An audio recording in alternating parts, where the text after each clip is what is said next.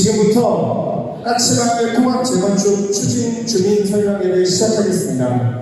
저는 까치 1, 2단지 통합 재건축 추진 준비위원으로 활동하고 있는 오승철이라고 합니다. 만나뵙게 되어 반갑습니다. 그럼 먼저 국토교통부 위원회 소속이신 분당구을 국회의원 더불어민주당 김병욱 의원님 참석해 주셨습니다. 분당 총괄기획과 김기용 마스터 프로그래머님 참석해 주셨습니다. 경기도 도의원, 성남시 시의원분들이 참석해 주셨는데요. 경기도 도의원, 국민의힘 안계일 의원님,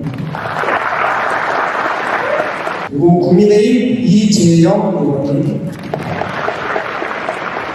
성남시 시의원 국민의힘 박은미 의원님, 국민의힘 서희경 의원님, 국민의힘 정용환 대표의원님, 그리고 더불어민주당 서은경 의원님, 그리고 더불어민주당 조정식 의원님,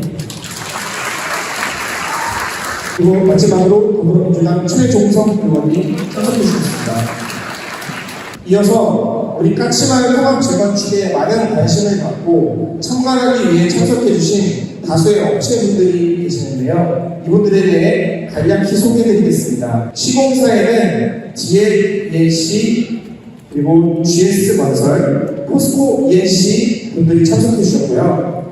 그리고 신탁사에는 교보자산 신탁 분들이 참석해 주셨고, 정비업체 한국시행개발에서 참석해 주셨으며, 종합건축사사무소 협에서 참석해 주셨습니다. 많은 관심 가져주신 점 다시 한번 감사드리며 뜨거운 박수 부탁드리겠습니다. 네, 다음으로는 내빈분들을 대표하여 축사 소송할 텐데요. 대표로 김병욱 의원님과 정용환 대표의원님이 축사 말씀을 해주시겠는데요. 먼저 분당구을 국회의원 김병욱 의원님을 박수로 모셔보겠습니다. 네, 다시 한번 인사드리겠습니다. 분당을 국회의원 김병욱입니다. 반갑습니다. 입구에서 인사를 좀 드렸는데 이렇게 많은 분들이 오실 줄은 정말 전혀 생각을 못했습니다. 아마 어제 이 관련 법이 본회의에서 통과돼서 그런가요? 통과된 거 아세요? 알고 오신 거예요?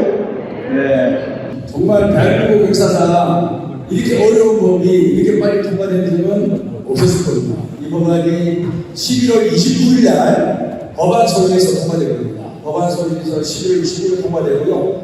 그 다음날 상임위가 통과됐습니다. 그리고 엊그제 법사위 통과되고 어제 본회의, 그러니까 법안 소위 통과되고 나서 10일 만에 말 그대로 정광석화처럼 통과된 겁니다. 우리 통과된 법을 위해서 자축하는 하면서 큰 박수로 부탁드리겠습니다. 지난 대선 때 여야 대선 후보의 공약이었고, 저를 비롯해서 또 의원님들도 법안 냈고, 정부에서는 3월 달에 법을 냈습니다. 하지만 많은 사람들이 이거 총선용 아니냐, 총선 끝나면 흐지부지 될 거다, 그런 비아냥거리도 많았고, 국회에서도 현격한 시각차가 초반에는 존재를 했습니다. 여야의 시각차가 아니라 신도시 주민들의 삶의 조건을 이해하는 의원과 또 특히 지방에 있는 의원들은 지방 소멸을 걱정하잖아요. 지방 소멸을 더 가속화시킨다. 왜 자꾸 수도권에 인구 집중 정책을 쓰느냐? 뭐 틀린 주장은 아니라고 봅니다. 그렇죠? 그렇다, 그런 주장들이 강하게 제기되면서 과연 이 법이 제대로 300명 국회의원들의 동의를 얻어서 통과가 되겠냐, 이런 비관적인 전망이 사실은 많았습니다. 그리고 속기록을 보셔도 여러분 아실 겁니다. 사실 저만 연내 통과를 주장한 국토인 소위위원입니다.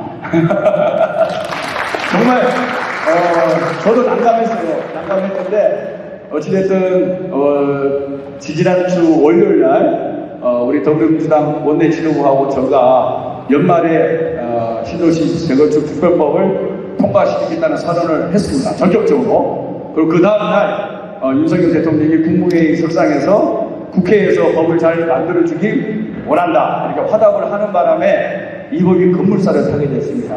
아마 국회에서 논의는 이런 거고 그 바닥의 기세에는 우리 신도시를 비롯한 많은 주민들의 재건축에 대한 열망이 국회로 모아져서 이 법이 통과되지 않았나 싶습니다. 그렇죠? 네, 감사합니다. 이제는 법이 통과됐으니까 시행령을 잘 만들어야 됩니다. 악마는 디테일이다. 이런 얘기 있지 않습니까? 법을 아무리 잘 만들어도 시행령을 잘못 만들면 상당히 어려움에 처할 수 있고요. 그리고 또 국토부가 이제 기본 방침을 만들고 성남시가 기본 계획을 수립하고 정비구역을 지정하고 쭉 순서대로 이루어집니다. 그 과정에서도 여러분들께서 계속 지속적인 관심과 애정을 갖고 지켜봐 주시기를 부탁드리고요. 이 법에 있어서 간단한 몇 가지 특징을 말씀드리겠습니다. 말 그대로 특별법입니다. 특별법이라는 것은 일반법으로도 할 수 있는 건데 특별한 대상에 대해서 특별한 혜택을 주면서 빨리 하겠다는 의지를 표시한 법이 특별법입니다. 여러분도 아시다시피 기존에도 재건축 되고 있잖아요. 그죠? 서울의 엄마 아파트, 압구정 아파트 등등등등 많은 지역에서 재건축이 되고 있습니다. 재건축이 불가능한 거 아니에요. 그리고 그 재건축 과정에 있어서 조합원들의 동의율이 제대로 나오니 안 나오니, 수익성이 나오니 안 나오니, 그 다음에 안전진단 통과가 되니 안 되니, 그 다음에 심의 과정에 시간이 많이 걸리고 이런 많은 문제점들이 있음에도 불구하고 재건축 관련된 것은 진행되고 있습니다. 그런데 왜 우리가 제가 분당 특별법을 만들어냈냐면은 기존의 재건축 관련된 일반법으로는 너무나 어려워요. 그리고 시간이 많이 걸리고 조합원들의 동의율을 법적 동의 75%까지 끌어올리기가 상당히 어렵습니다. 그래서 분당 신도시를 비롯한 서울의 목동, 노원구, 부산의 해운대, 대전 금산지구 이런 등등 이런 대규모의 계획 도시에는 특별하게 대상을 좀 한정을 하더라도 특별한 혜택을 주는 특별법을 만들어야만이 재건축이 가능하다라고 저는 생각해 왔고 지속적으로 주장을 해왔습니다. 그래서 이 특별법에는 용적률 상향 조항이 담겨 있습니다. 용적률 상향 조건은 통합정비구역으로 지정을 받아야 되는데 통합정비구역을 하려면 통합재건축을 해야 됩니다. 그건 아마 나중에 주진표 설명을 잘 드릴 것 같고요. 그 다음에 또 중요한 게 안전진단의 면제도를 완화를 받을 수 있습니다. 여러분도 아시다시피 우리 분당은 아무리 바다머리로 지어졌다 하더라도 안전진단하면 등급이 잘 나옵니다. 그래서 앞으로 10년, 15년 동안 재건축이 현재 제도로는 거의 불가능합니다. 그런데 우리가 10년, 15년 이렇게 불편한 아파트에 계속 산다는 것은 저는 있을 수 없다고 봅니다. 정치라는 것은 시민들이 좀 더 좋은 환경에서 잘 살게 해주는 게 정치의 역할 아니겠습니까? 그래서 기존의 안전진단을 유지하는 것이 아니라 기존의 안전진단을 면제 또는 완화할 수 있는 근거를 이 법에 만들었습니다. 그리고 건축 행위를 하다 보면 다양한 위험의 시비를 거쳐야 됩니다. 인허가부터 시작해서 교육 문제, 환경 문제, 교통 문제 그러다 보면 시간이 엄청 많이 걸립니다. 그래서 이 법에는 통합 심의를 할 수 있게끔 했습니다. 한 번에 하는 거예요. 한 번에. 그러다 보면 지금 재건축이 10년, 15년 이런 얘기가 많이 있지 않습니까? 시간이 많이 걸려요. 그 재건축의 시간을 대폭적으로 단축을 할 수 있는 근거가 되는 법이 이 신도시 재건축 특별법입니다. 제 말씀 아시겠죠? 네, 대충 이해하시겠죠? 네, 그래서 이 특별법을 여러분들이 잘 활용을 하셔야 됩니다. 이걸 활용하시려면 제일 중요한 게 우리 주민들의 참여입니다. 참여. 오늘 보니까 여기는 정말 잘 될 것 같습니다. 날치마기 2단지, 한양마을 5단지는 제가 다녀본 데 중에서는 참여율 최고입니다. 여러분들께서 추진위를 중심으로 잘 뭉쳐주시면 잘 될 거라고 보고요. 또 어제 의미 있는 법이 하나 통과됐습니다. 재건축 초과이익 환수 관련된 법인데요. 소위 재초안법이라고 재초안법. 그 뭐냐면은 재건축을 하다 보면 용적률을 인센티브를 많이 받지 않습니까? 그만큼 공공기여를 하는 부분이 있습니다. 공공기여를 하고 개발 이익이 생겼을 때 그 이익을 환수하는 게 현행법입니다. 근데 현행 재초안법이 너무 조합원들한테 많이 걸어간다 이런 불평불만이 그동안에 있었습니다. 그래서 어제 법을 대폭 완화해서 통과를 시켰습니다. 지금까지는 3천만 원까지가 면제였습니다. 그 3천만 원을 8천만 원 대폭 올렸습니다. 그 다음에 그 면제 구간 다음에 과세 구간이 있잖아요. 그 과세 구간을 2천만 원에서 5천만 원으로 대폭 올렸습니다. 다시 말해서 기존에는 3천만 원, 5천만 원, 7천만 원 이렇게 올라가는 게 이제 앞으로 바꾸면 8천만 원 1억 3천, 1억 5천으로 올라갑니다. 무슨 말인지 아시겠죠? 네, 그러면서 조합원들의 재수한 부담금을 대폭 완화시켰고요. 특히 장기 보유자에 대해서는 엄청 더 완화시켰습니다. 10년 이상 보유한 사람은 50%, 15년 보유한 사람은 60%, 20년 이상, 다시 말해서 분당 신도시에 들어온 사람들은 무려 70%까지 재수환을 갚는 하도록 어제 법을 통과시켰습니다. 저희가 이렇게 만드는 이유는 주민들의 참여율을 높이고자 하는 겁니다. 주민들의 참여율이 높아야만 재건축 동의율이 올라가는 거고, 재건축 동의율이 높아야만 속도가 나는 거거든요. 그래서 저희가 국회에서 이런 법을 통과시키고, 다음에는 상가 쪼개기 방지법이 통과될 겁니다. 법안 상임위는 통과된 거거든요. 그래서 그동안 재건축에서도 걸림돌이 상가 지분을 막 쪼개갖고 지분을 받아하기 요구하는, 그렇기 때문에 시간이 많이 걸렸는데 상가 쪼개기 방지법까지 통과가 되면 신도시 특별법, 재초안법, 상가 쪼개기 방지법, 그러면 이제 재건축을 막아왔던 세 가지 걸림돌이 거의 해소된다고 생각하시면 될 겁니다. 아시겠죠? 네, 그래서 이제 많은 법적 제도들 기반을 만들었습니다. 그리고 저는 재건축은 선택이 아니라 필수라고 생각합니다. 어차피 아파트는 오래 지나면 노후화되어 있는 거고, 이 노후화되어 있는 아파트를 주민들이 행복하고 편하게 살 수 있는 좋은 아파트로 빨리 만들어주는 것이 정치와 행정의 올바른 길이고, 그 속에서 올바른 법과 행정 조치를 취해야 된다고 생각합니다. 그리고 우리가 지어진 오래된 아파트가 에너지 낭비가 상당히 많습니다. 그리고 관리비도 많이 나오고요. 우리가 기후위기에 봉착되어 있습니다. 이런 탄소 중립 사회를 빨리 만들어 나가는 것도 이 아파트 문화의 개선도 큰 역할을 하리라고 생각합니다. 여러분들끼리 오늘 많이 모이셨는데요. 잘 의견을 모아 나가서 제가 말씀드린 재건축 관련된 3법을 잘 활용하셔서 까치마을 1단지, 하야마을 5단지가 더 좋은 환경에서 잘 사는 그런 마음으로 거듭나기를 바라겠습니다. 감사합니다. 고맙습니다. 다음으로는 성남시의회 국민의힘 정용환 대표위원님께서 출사한 말씀을 하시겠습니다. 박수로 모셔보겠습니다. 네, 반갑습니다. 방금 소개받은 성남시의 국민의힘 대표위를 맡고 있는 정용환입니다. 다시 인사 올리겠습니다. 제가 분당 을에 약 한 20군데의 아파트 설명회를 다녔는데 주말에 이렇게 많이 모인 건 처음입니다. 정말 많이 오셨습니다. 우리 준비하시는 우리 주기원들 정말 고생 많으셨습니다. 우리가 쉽게 말해서 일기 신도시 특별법이라고들 많이 얘기하시죠? 근데 어제 이제 명칭은 앞부에 써 있다시피 노후 정비 관련된 특별법입니다.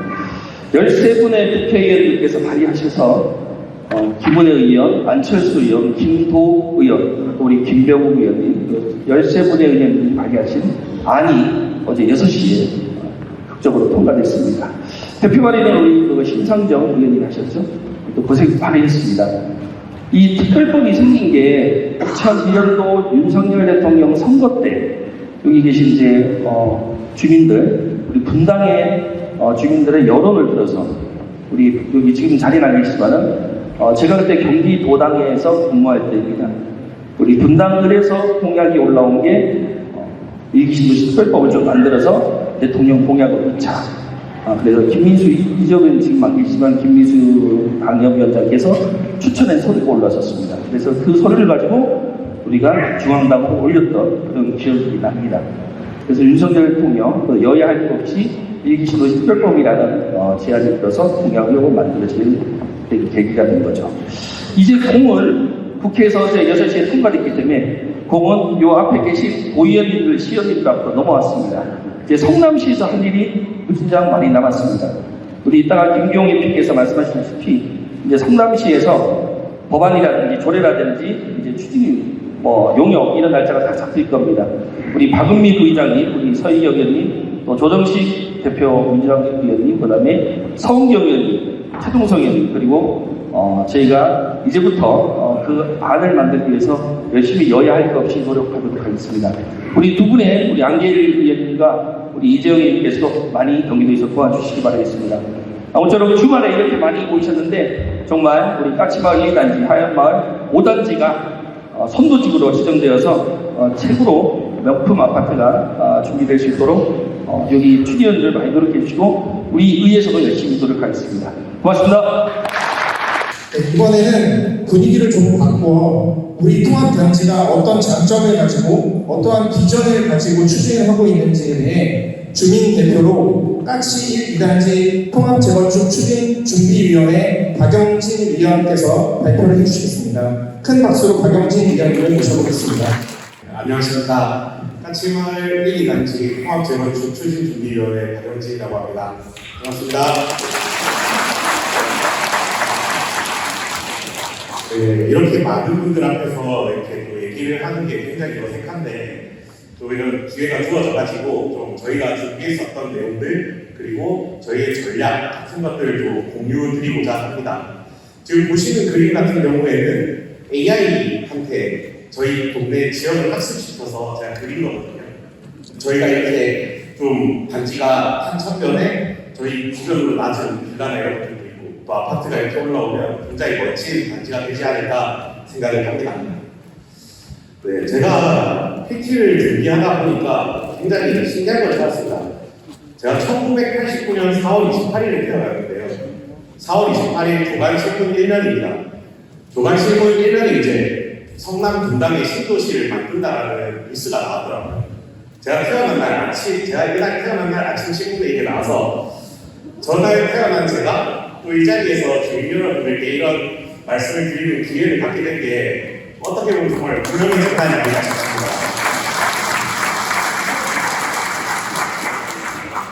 네, 그럼 이제 저희가 먼저 본론으로 한번 들어가 보겠습니다. 일단 저희 단지에 살고 계시는 많은 분들 중에서 재건축이냐, 재개발이냐 이것들에 대해 가지고 굉장히 헷갈려 하시는 분들이 많습니다. 일단 재건축 같은 경우에는 기본적으로 노후 불량 건축물에 해당하는 공동주택이 밀집한 지역에서 그러니까 공동주택이라는 것들을 그 단어에 기록을 하셔야 됩니다. 저희 다 아파트잖아요. 아파트라서 공동주택이기 때문에 이제 저희는 재개발이 아니고 재건축이라는 용어를 쓰시면 정확합니다. 재건축 사업을 진행하는 데 있어서 이제 여러 단계가 있는데요. 이 단계를 보시면은 이제 지금 파란색 글씨로 써져 있는 게 일반적인 재건축 진행 루트입니다. 근데 이제 노후계획도시 특별법이 어제 통과가 됐잖아요. 그래서 이 특별법을 통과를 하게 되고 나면 이제 특별정비구역 또 정비선도지구 지정을 해가지고 이제 진행을 하게 되고 안전진단이나 이런 부분들에서 완화나 또 면제를 받을 수 있습니다. 그래서 또 속도가 더 빨라지는 부분이 있고요. 또 저희가 보시면은 사업 시행인가 단계에 가면은 되게 많은 심의를 받아야 됩니다. 건축, 교통, 안전, 환경, 그다음에 뭐 문화재, 교육, 재해 뭐 이런 것들 다 있었는데 이런 것들을 이제 각각의 그 관에서 따로 이렇게 심의를 하는 것들을 하나로 뭉쳐가지고 통합 심의를 하게 되면 이제 굉장히 빨라지게 됩니다. 그래서 특별법으로 인해서 재건축을 하게 되면 기존보다 속도를 빠르게 할 수 있다라고 보시면 됩니다. 그럼 이제 특별법으로 하게 되면은 우리는 어떻게 되느냐? 아까 엠피님께서 말씀해 주셨던 것처럼 그 기준이 있습니다. 일정 폭원 이상의 도로로 구획된 일단의 토지라고 이제 법에 명시가 되어 있는데요. 그렇게 되면은 이제 저희 같은 경우에는 기본적으로는 빌라 그리고 뭐 이렇게 쓰게 되겠지만 아까 말씀하셨던 것처럼 주거용지 용도가 다르기 때문에 3종 일반 주거 지역들끼리 묶어서 1단지, 2단지가 하나의 특별정비구역이 되고 또 5단지가 하나의 특별정비구역이 따로 됩니다. 그런데 이제 저희가 이렇게 1, 2단지 그리고 5단지를 다 통합을 해가지고 하려는 이유가 뒤에 보시면 나오는데 그런 공급이나 이런 측면에 있어가지고 굉장히 큰 인센티브 그리고 저희가 그 선도지구를 지정을 받기 위해서 전략적으로 이제 통합을 해서 진행을 하려고 합니다. 특별정비구역이 되고 나면은 이제 용적률이나 뭐 안전진단 같은 것들 이제 인센티브를 받게 되는데요. 지금 보시면 특별정비구역 지정 요건이 딱 5가지가 있었습니다. 그 5가지 중에 이제 1번은 필수고 2, 3, 4, 5 중에 하나에 해당되면은 특별정비구역이 된다는 내용인데 저희 같은 경우에는 이제 여러 가지 중에서 이주단지 구성에 또 그 포커스를 맞추고자 했습니다. 저희 같은 경우에는 용적률이 굉장히 낮기 때문에 이주단지 역할을 충분히 할 수 있고, 위에 보시면 이제 시뮬레이션을 해놓은 게 있는데 충분히 가치가 있는 단지라는 것을 아실 수 있습니다. 그리고 또 법안에 보면은 선도지구 지정 요건도 총 5가지가 있었습니다. 주민 참여도, 대규모 이주 수요, 그다음에 모범사회 확산 가능성, 주민 불편, 오후도 이런 것들이 있었는데요. 그 중에서 제일 첫 번째로 나와 있었던 게 주민 참여도입니다. 그래서 여기 계신 여러분들이 많이 알려주시고, 그리고 연락처를 많이 확보해 주시고, 주변에서 아는 분들까지 많이 알려주시면 저희가 주민 참여도를 높여서 선도지구 지정을 받는데 굉장히 좋은 그런 걸음이 될 수 있을 것 같습니다. 이제 선도지구가 되면 어떤 장점이 있느냐? 용적률이 뭔데? 안전진단은 말한 건데? 이렇게 생각하시는 분들이 많은데, 요걸 좀 쉽게 풀어서 설명을 드리면, 용적률이 완화가 되면은 일반 분양을 할 수 있는 가구수가 늘어나고, 그럼 이제 지금 집을 가지고 계신 분들은 재건축을 하게 되면 더 큰 집을 바꿔놔야 돼 부담금을 내거나 해야 되는데, 더 적은 비용으로 더 큰 집을 받을 수 있는 기회가 생기는 겁니다. 그리고 안전진단 완화, 요거는 이제 속도하고 굉장히 관련이 있는데요. 옆에 다른 아파트들이 다 재건축이 돼가지고 새 아파트가 됐는데, 저희만 이제 한 아파트 있으면 사실 요즘 새 아파트 선호도가 굉장히 높기 때문에 새 아파트가 더 시세를 선도하는 그런 부분들이 있잖아요. 그래서 저희가 이제 빠른 입주로 하게 되면은 이제 인프라 이용을 저희가 누리고 또 시세도 선도할 수 있는 그런 단지로 거듭날 수 있습니다. 아까 말씀드렸었던 것처럼 저희가 이제 순환 재건축 분당 같은 경우 이제 순환적으로 재건축을 해야 되는데, 요 순환 재건축을 하게 되면은 지속해서 아파트를 부숴야 됩니다.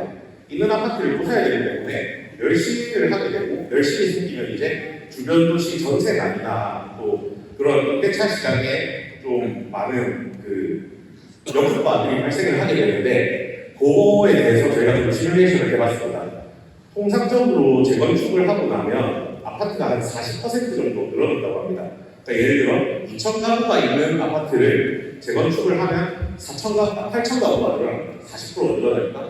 완공을 하고 나면 2,800가구가 되는 방식입니다. 처음에는 10,000가구였습니다. 근데 이제 A지구가 재건축을 하기 위해서 멸시를 하고 나면 8,000가구가 되고, 그 다음 완공이 되고 나면 집이 늘어나는 것 같지만 1,800가구가 된 것 같지만 B지구를 또 멸시를 시켜야 됩니다. 이렇게 되고 나면은 이제 아파트가 계속해서 만성적으로 부족한 상태가 됩니다. 그래서 전세난이나 또 이런 임대차 시장의 불안정이 굉장히 크기 때문에 12년 후에 비로소 기존 주택수를 회복할 수 있게 됩니다. 케이스 2 같은 경우에는 이제 선도지구가 고용적률 단지가 선도지구가 지정이 돼서 공급이 줄어들었을 경우를 좀 상정을 해봤습니다. 요 부분 같은 경우에는 12년 후에 비로소 주택수가 그냥 회복되는 수준밖에 안 됩니다. 그래서 12년 동안 만성적으로 전세난이나 이런 것들을 많이 겪게 됩니다. 케이스 3 같은 경우에는 이제 선도지구가 100% 집이 많이 늘어나는 경우, 그러니까 2,000가구를 재건축했는데 4,000가구가 되는 케이스를 그려보았습니다. 완공이 4,000가구가 되고 나면은 두 번째 B지구 멸시를 시켜도 기존 단지와 기존에 있던 망가구를 회복하게 됩니다. 그래서 4년만 지나면 임대차 시장이나 이런 안정이나 이런 것들이 소되게 되고 이제 이어서 바로 다음 단지를 할 때마다 새로운 바가 나타나게 됩니다. 이번 법안 같은 경우에 처음에 제가 이렇게 책의 일환이 나온 것으로 알고 있기 때문에 이런 부분을 위원님들께서 많이 주면 좋겠으면. 네, 저희는 그래서 아까 말씀드렸던 케이스 3에 저희가 굉장히 부합하는 단지입니다. 까치마을 1, 2, 5단지가 평균적으로 봤을 때 용적률이 140% 정도 됩니다. 그래서 재건축을 하고 나면은 굉장히 많은 집이 늘어나게 되는 그런 효과가 있어서 저희 단지가 이주단지로서의 역할을 충분히 할 수 있습니다. 재건축했을 때 공급 효과 시뮬레이션을 해봤습니다. 저희 단지 같은 경우에 지금 이제 1단지, 2단지, 5단지의 기존 조합원들이 이제 집을 35%에서 50% 정도 늘린다고 가정을 했고요.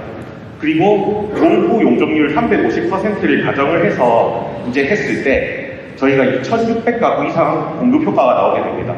기존이 2,500가구였는데 이제 재건축을 하고 나면 5,200세대가 됩니다. 아까 말씀드렸던 케이스 3, 딱 집이 2배가 늘어나는 그런 아파트가 저희 단지라고 할 수 있습니다. 그리고 오늘 또 찾아주신 주민분들께서는 또 예상 분담금이 제일 궁금하실 겁니다. 공공에서는 이제 분담금이 얼마 나올 거다, 이렇다 저렇다 말을 하기가 굉장히 어려운 부분이 있지만, 또 그 재테크 관련된 컨텐츠를 다루거나 또는 유료 컨텐츠를 발행하는 그런 분들 사이에서는 저희 단지가 또 많이 회자되고 있습니다. 까치마을 2단지가 일단은 짚혀가지고 이렇게 얘기가 나왔었는데요. 1단지하고 하얀마을 5단지도 용적률이나 시세 같은 면에서 2단지와 거의 비슷하거나 좀 더 높은 그런 상황이기 때문에 요 내용을 참고하시면은 우리 단지는 어느 정도 되겠구나 하는 걸 아실 수 있을 겁니다. 2단지 같은 경우에 21평하고 24평이 있는데요. 21평에서 그냥 같은 평형으로 이동을 하는 경우에는 한 1.2억 정도, 24평에서도 똑같은 평형으로 이동하게 되면 1.2억 정도 환급을 받게 됩니다. 그리고 집을 이제 34평으로 넓혀가려고 하면, 24평까지신 분이 34평으로 넓혀가려고 하면 2억 4천만 원 정도를 내면 이제 넓혀갈 수 있게 됩니다. 요걸 이제 또 생각하시기 쉽게 딱 설명을 드리면, 지금 2단지가 PB 시세가 8억 9천만 원이고 바로 옆에 있는 4단지 32평이 지금 13억 5천입니다. 그러니까 저희가 KB 시세대로 2단지 갖고 있던 걸 팔고 4단지 가서 그거를 살려고 하면은, 평수를 넓히려고 하면은 이제 총 4억 6천만 원 정도를 내야 되는데, 여기서는 보시면은 재건축을 하게 되면 2억 4천만 원 정도의 분담금만 내면 저 34평짜리 그것도 새 아파트를 받아갈 수 있는 그런 기회가 생깁니다. 요 내용 같은 경우는 이제 네이버 프리미엄 콘텐츠에 지비두채라는 분께서 작성을 하고 계신 내용 중에 들어있는데요. 요 더 궁금한 내용이 있으시면 요 내용 관련해서는 또 저한테 문의를 해주시면 제가 또 거기 있었던 내용들 다시 좀 답변을 드리도록 하겠습니다. 앞에 봤을 때는 저희는 이제 그러면은 재건축을 했을 때 우리 주민들이 어떤 경제적 이익을 얻을까라는 거에 관해서 좀 얘기를 드렸었다면, 우리가 또 삶의 질에서 또 어떤 변화가 생길까, 그런 것들을 조금 준비를 해봤습니다. 지금 이제 저희 낡은 아파트 같은 경우에는 이 아파트를 정비하고 수선하는데 굉장히 관리비에 많은 부분들이 들어가고 있습니다. 근데 이제 새 아파트가 되고 나면 그런 부분들이 없어지기 때문에 그 관리비들을 모아서 좀 더 저희 삶의 질을 높일 수 있는 그런 시설들을 운영할 수 있게 됩니다. 보시면은 이제 운동시설, 필라테스, 피트니스 이런 것들도 있고요. 또 일단은 보시면은 저희 단지 같은 경우에는 불곡산 그리고 탄천 요걸 바로 옆에 두고 있기 때문에 스카이 라운지나 이런 것들을 운영을 해서 굉장히 스카이 라운지에서 저희가 차도 마시고 주민들끼리 모여서 이야기도 많이 나누고 이런 공간들도 저희가 만들 수 있게 됩니다. 그리고 또 저희 단지 최고 장점 중에 하나가 바로 옆에 서울대병원이 있는 거잖아요. 우리나라 최고의 병원인데, 지금 개포동에 있는 아파트를 재건축을 했을 때 저 아파트가 삼성 서울병원하고 연계를 해서 또 많은 프로그램들을 이렇게 만든 그런 사례가 있습니다. 그래서 저희도 재건축을 하고 나면 또 그 병원과 협약을 한다던가 해가지고 할 수 있는 부분들도 생길 수 있을 것 같습니다.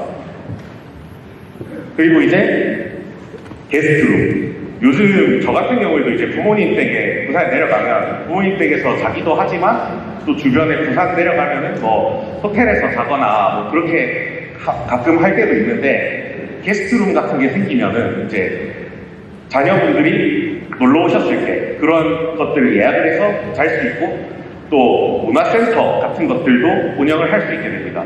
또 한 가지가 세대별 요즘 지하 창고들을 되게 많이 넣고 있는데, 캠핑용품 같은 거 집에 넣었다 뺐다 하기가 굉장히 힘들잖아요.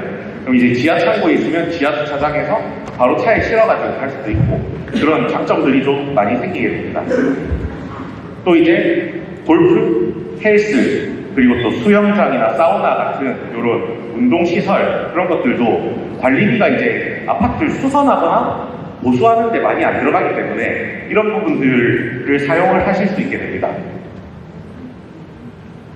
또 이제 요즘 새 아파트들 보면은 조식 서비스, 그래서 집에서 밥을 안 해먹고 내려가가지고 아파트에 있는 식당에서 다 같이 밥을 먹을 수 있는 식구들이, 그런 분들이 있는데, 또 어머님들께서는 또 주말에도 밥하기 힘들고 이렇잖아요. 이런 부분들 이용하면 또 굉장히 삶의 질이 달라질 겁니다. 또 키즈 카페라든가 요즘 같은 경우에는 워터파크, 놀이터의 물놀이장 같은 것들을 하는 경우들이 많은데, 그런 것들을 하게 되면 이제 또 어린 아이들을 키우시는 부모님들은 그걸 바로 이용할 수 있어서 좋고, 또 손자, 손녀가 있으신 분들은 손자, 손녀가 할머니, 할아버지 집에 놀러 가자고 그렇게 얘기를 할 수 있을 겁니다. 그래서 그런 부분들이 저희 삶을 완전히 바꿔놓을 거라고 생각을 합니다. 네, 저희 지금 소유주 연락처 확보 현황인데 저희 한 65% 정도 확보를 했습니다. 아까 말씀해 주셨던 것처럼 주민 참여율이 굉장히 중요합니다. 그래서 저희가 지금 집을 뭐 팔고 나가신 분들도 있고 뭐 그래가지고 계속해서 연락처를 최신화를 해야 되는데, 이 부분들이 이제 지금 지속적으로 이루어져야 됩니다. 그래서 오늘 오신 분들도 연락처와 뭐 동호수 이런 것들을 꼭 적어주시면 좋겠고, 그 다음에 주변에 오늘 오지 않으신 분들이 있으면, 또는 아는 분들, 갖고 계신 분들인데 아직 동의를 안 하신 분들이 있으면은 이런 연락처 확보하는 거에 도움을 주시면 저희가 일을 추진하는 데 있어서 굉장히 큰 도움이 될 것 같습니다. 네, 딱 3가지만, 오늘 발표했던 내용 중에 3가지를 요약해서 말씀드리겠습니다. 지금 분당 신도시는 지구 단위 계획에 묶여 있습니다. 그래서 도정법으로 통해가지고 재건축을 하는 것은 불가능합니다. 아까 기획관님 말씀해 주신 것처럼 특별정비구역으로 되어야 그때 가서 건축 심의를 하면서 용적률을 풀어줄 겁니다. 그래서 특별법을 하는 방법밖에는 없습니다. 그래서 특별법에서는 통합재건축을 얘기하고 있기 때문에 통합재건축은 선택이 아니라 필수입니다. 그리고 재건축이 순환 방식을 따를 겁니다. 그래서 요 순번에서 늦어지는 경우, 아까 말씀하셨던 게 뭐 1년에서 2년 정도 늦어질 수 있다고 선도에서 안 되면 얘기를 하셨지만, 도시 전체 용적률이라는 게 있고 어떤 부작용이 나타나게 될지 모르기 때문에 사실 늦어지면 저희는 더 늦어질 수도 있다고 생각을 합니다. 그래서 아까 마지막 단지가, 분당의 마지막 단지가 2040년이라고 입주를 하게 된다고 얘기를 하셨는데, 그렇게 되면은 지금 살고 있는 아파트가 거의 한 45년, 50년 차 정도 되거든요. 그러니까 그때까지 저희가 이거를 참고 수리하는데 돈을 들여가면서 산다는 것이 굉장히 불합리한 일이라고 생각을 하기 때문에 저희가 선도지구 되는 것이 지금 저희 목표입니다. 그래서 동의율을 많이 끌어올려 주셔야 됩니다. 또 순환재건축 특성상 멸실을 하게 되면 전세난이 발생할 수 있는데, 이를 최소화하기 위해서 재건축을 했을 때 가구수가 가장 많이 늘어날 수 있는 그런 아파트가 선도지구가 되어야 된다고 저희가 생각을 하고 있습니다. 그 조건에 맞는 단지가 저희 단지이기 때문에 또 주민 여러분들께서도 많이 동의를 해주셨으면 좋겠습니다. 끝으로 이제 말씀을 드리고 싶은데, 제레미 리퍼킨이라는 미래학자가 있습니다.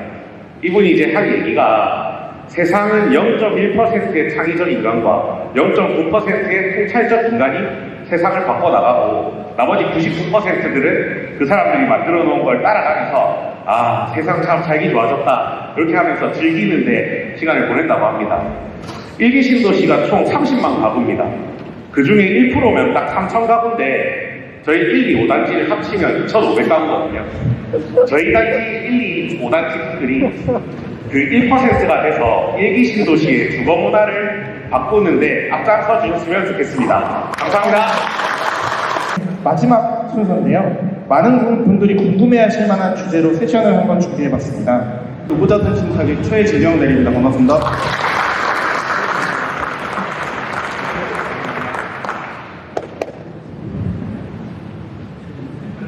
보통 이런 설명회를 진행하면은 뒷자리부터 채우는데 여기는 앞에부터 먼저 채워주더라고요.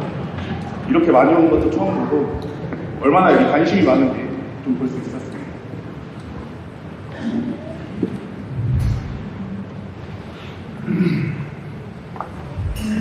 일반적으로 정비 사업을 생각하면 조합이 재건축을 진행을 하고 그 다음 조합원들이 다시 돌려받고 이런 구조의 사업을 대부분 진행하는데요. 요즘 뭐 뉴스에도 많이 나오듯이 신탁사들이 정비 사업에 참여를 해서 여기 소유자분들에게 좀 더 나은 사업성을 가지게 하는 신탁 정비 사업이 많이 진행되고 있습니다.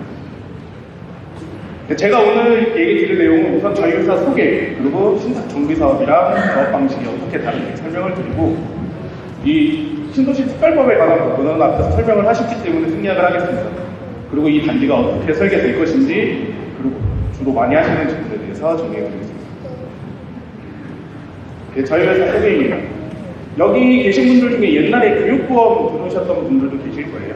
교육보험을 개발한 교보 생명이 100% 보유를 하고 있는 교보 생명의 자회사인 교보 자산신탁입니다. 저희는 첫 번째 민간 부동산 신탁 회사이고요. 부채 비율 10%, 신용평가 등급 A-, 24년 동안 무차익 그리고 흑자 경영을 하고 있는 재무 구조가 아주 튼튼한 회사입니다. 저희 회사 어제 창립 기념일이었습니다. 창립한 지 25년 된 회사이고요. 자본금은 4,900억 보유하고 있습니다. 옆에 보이는 저 빨간 벽돌 건물, 신논현역 가면은 신논현역 사거리에 빨간색 벽돌로 된 건물 보셨을 거예요. 거기 위치하고 있고 1998년에 생부부동산 신탁을 시작을 해서 2001년도에 교보생명과 삼성생명이 반반 보유하고 있었던 회사입니다. 2020년도에 교보 자산신탁으로 사명을 변경해서 지금까지 업무를 진행하고 있습니다. 저희 회사는 천안, 김포, 청주, 그리고 군포 이렇게 규모가 큰 정비 사업도 진행을 하고 있고요. 창원, 이천, 전주, 수원 이렇게 작은 규모의 사업들도 진행을 하고 있습니다. 정비 사업 외에도 김포의 도시개발 사업들, 그리고 의정부, 천안, 수원 이렇게 민간 개발 사업 다양한 분야에서 사업을 하고 있는 신탁회사입니다. 지금 진행하고 있는 사업뿐만 아니라 최근에는 방학동 신동아 1단지 그리고 대전의 신대주공 MOU를 체결해서 앞으로도 진행할 다양한 사업들을 추진하고 있습니다. 저희 회사가 신탁정비 사업을 시작한 지는 3년 정도 되었는데요. 현재 수주 건수도 업계 1위, 그 건수만 많은 게 아니라 수주 금액도 업계에서 수주 실적도 1위를 달성하고 있습니다. 그리고 또 전국적으로도 많이 하지만 특히 서울에서 3,000세대 규모의 방학동 그리고 신사동 산세마을을 포함해서 서울에서 8개의 사업장을 수주하거나 수주하려고 준비하고 있습니다. 여기 계신 분들이 궁금하실 거예요. 신탁사가 이 정비사업에 들어오면 어떤 업무를 하느냐. 이 정비사업의 시작은 돈과 시간입니다. 시간을 단축시켜야 돈을 줄일 수 있고 그렇게 해야 여러분들이 좀 더 적은 분담금을 내고 입주를 할 수 있어요. 이 신탁사가 정비사업에 들어오게 된 배경은 기존의 조합으로 진행을 했을 때 여러 가지 잡음이 있었습니다. 조합이 돈이 없다 보니 업체들에게 돈을 대여받고 그럼 돈을 대여받는 과정에서 업체와 조합이 서로 유착이 생기다 보니 부패가 발생하고 그럼 그 부패를 고발하기 위해서 또 해임을 하고 그렇게 시간이 지나다 보니 그럼 또 시간에 따라 비용이 증가가 돼서 시간만 계속 늘어지는 경우가 발생을 했습니다. 그래서 2016년도에 이런 불필요한 사업 지원을 막기 위해서 신탁사가 정비사업에 참여할 수 있게 법이 개정됐습니다. 기존에는 토지등 소유자와 소유자 그 시공사가 직접적으로 협의를 했는데요. 소유자는 일반인으로 구성되어 있다 보니까 시공사가 협의를 할 때 어떤 부분을 더 강조해야 되는지를 모르다 보니 이제 신탁사가 이 사이에 중재자 역할을 합니다. 사업 초기에 자금이 필요하면 시공사한테 대여를 받는 게 아니라 신탁사가 자금을 투입을 하고 그리고 시공사는 중재자가 생겨서 불편하겠지만 대신 자금을 대여하지 않아도 되고 공사비도 공사한 만큼 받아갈 수 있게 됩니다. 신탁사가 정비사업에 들어오게 되면 좋은 점은 기존에는 소유자와 시공사가 이해관계가 서로 달라요.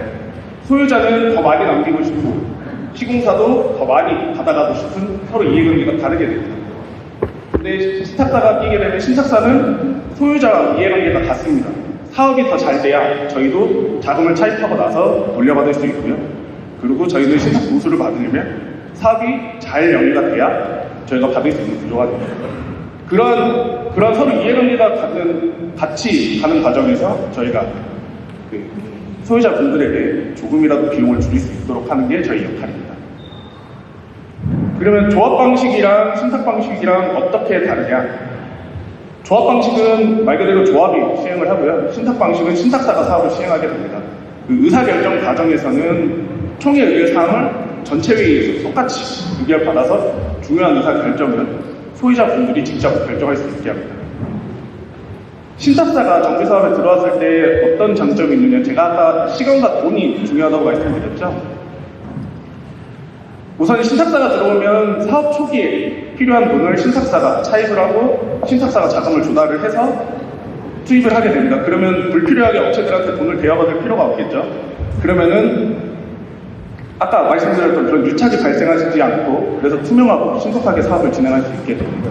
그리고 저희는 금감원의 감독을 받기 때문에 부정부패를 할 수 있는 가능성이 전혀 없습니다. 그리고 시공사들, 우리가 작은 공사를 해도 먼저 돈을 주고 공사하는 거랑 그 돈을 외상으로 공사를 맡기는 거랑은 공사비가 다르겠죠. 작은 공사만 봐도. 근데 규모가 커질수록 시공사 입장에서는 조합에 돈을 빌려주지 않아도 되고 자기들은 공사하면 분양이 되든 안 되든 공사비를 다 받아갈 수 있기 때문에 좀 더 낮은 단가로 제한을 할 수 있게 됩니다. 대신 시공사도 단점은 있습니다. 신탁사가 끼기 때문에 전문가 집단이 와서 공사비 올릴 때 너네 왜 올리냐, 어떤 이유로 정확히 올리는지 설명을 해라. 그거에 대해서 인정 못하면 못 올려준다. 그리고 공사비도 너네가 정확히 공사한 부분의 만큼만 주겠다. 그런 부분 때문에 협상력이 좀 더 강화되는 부분이 있습니다. 신탁보수를 받아가니까 전체적인 사업성이 안 좋은 것은 아닌지라는 그 생각을 가지신 분들이 많을 거예요. 근데 저희가 받아가는 신탁보수는 이 기성불 공사한 만큼 지급되는 공사비로 인해서 줄어든 부분에서 소유자분들의 추가 이익을 제외한 그 범위에서 저희가 가져가게 되는 구조가 됩니다. 결론적으로는 여기 계신 분들이 분담금을 줄이는 구조, 사업비가 줄으니까 분담금을 줄일 수 있는 구조가 됩니다. 그럼 이 공사비가 어떤 원리로 줄어드느냐? 아까 말씀드렸던 것처럼 흔히 이 리스크가 있어요. 리스크에 대한 리스크 프리미엄이 있죠. 시공사는 돈을 빌려주고 그리고 무이자 대여금이라고는 하지만 자기들도 자금을 조달해 와야 되기 때문에 그 대여를 하기 위한 이자가 발생합니다. 그런 부분들이 공사비에 다 녹아 들어가게 되는데요. 신탁사가 들어오게 되면 그런 부분 없이 공사한 만큼 분양이 되든 안 되든 공사한 만큼 받아갈 수 있기 때문에 공사비 단가를 낮출 수 있게 됩니다.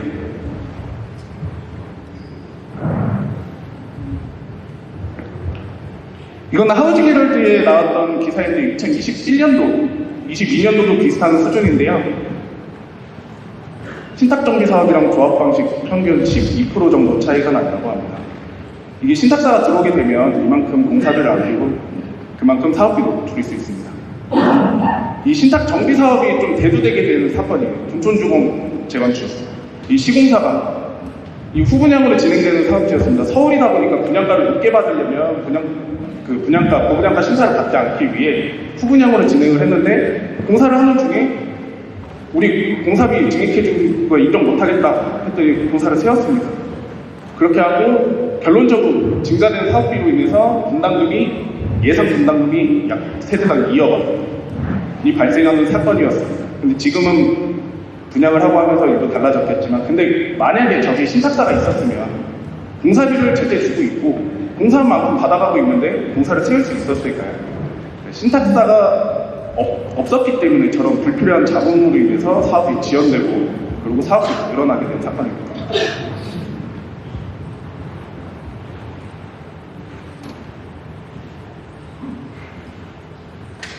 예전에는 저희가 이제 시공사분들을 만나고 하면 저희가 좀 영업을 하는 그리고 조합을 저희가 만나서 영업을 하고 그렇게 했는데 요즘은 역으로 조합이나 시공사에서 여기 공사비 너무 높아서 힘든데 신탁사가 들어와서 좀 해줄 수 없냐라는 질문을 오히려 많이 받습니다. 지금 현재 경기가 원가가 너무 높아졌다 보니까 신탁사가 정비 사업에 참여하고 신탁 정비 사업이 앞으로는 주를 이루지 않을까라는 예상이 굉장히 많습니다. 결론적으로 정리했을 때는 신탁 방식이랑 조합 방식, 조합 방식도 물론 장점이 있겠지만 사업의 투명성, 그리고 사업의 진행 속도, 수익성, 전문성적인 부분에서 신탁 정비 사업이 조합 방식보다는 유리한 점이 많다라고 정리할 수 있습니다. 진행 절차는 앞에서 설명을 해주셨으니까 생략을 하겠습니다. 네, 특별법도 앞에 설명을 해주셔서 생략을 하도록 하겠습니다.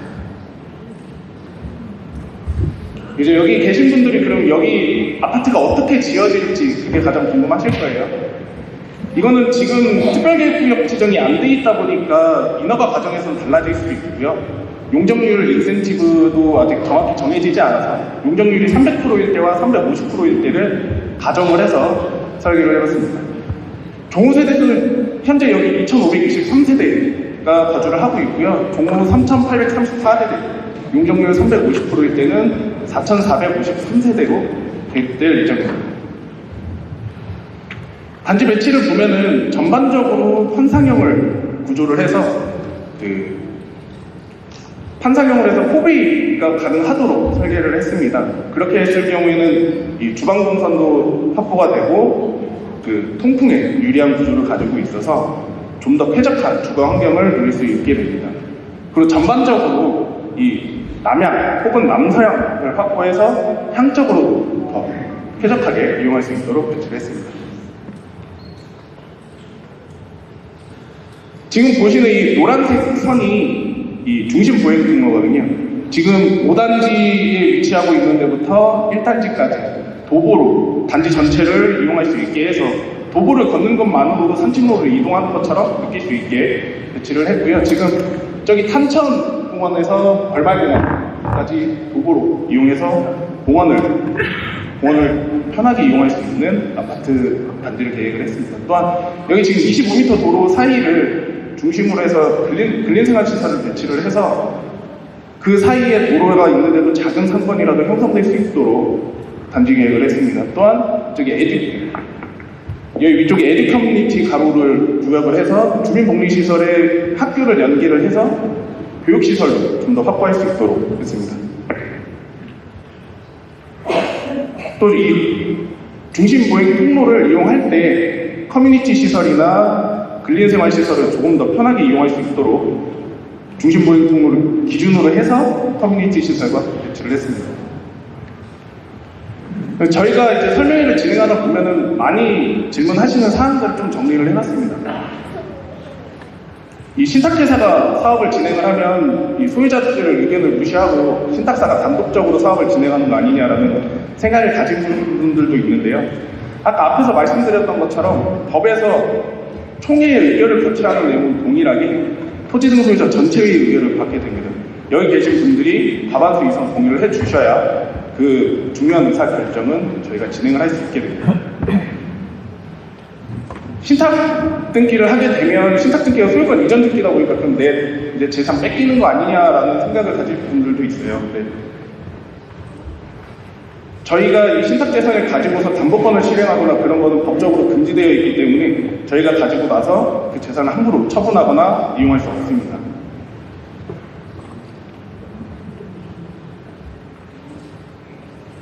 이 신탁사가 사업 시행을 하고 나면 남는 개발이 그 권리가액이 올라가게 될 텐데 그러면 그 남는 거를 신탁사가 가져가는 게 아니냐라는 질문을 할 수 있어요. 그런데 신탁사는 정비 사업을 하게 되면 신탁 보수 외에는 저희가 가져갈 수 있는 수익은 없습니다.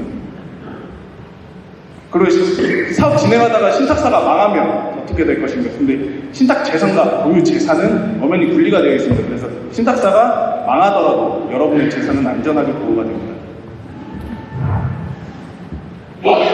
그럼 신탁 등기하고 나면 내가 지금 집값이 올라서 팔고 나가고 싶은데 못 파는 거 아니냐라고 생각을 할 수 있는데 신탁 등기가 돼 있더라도 신탁사는 매매를 원할 때는 일시적으로 해지를 하고 다시 재신탁을 진행을 해야 할 의무가 있습니다.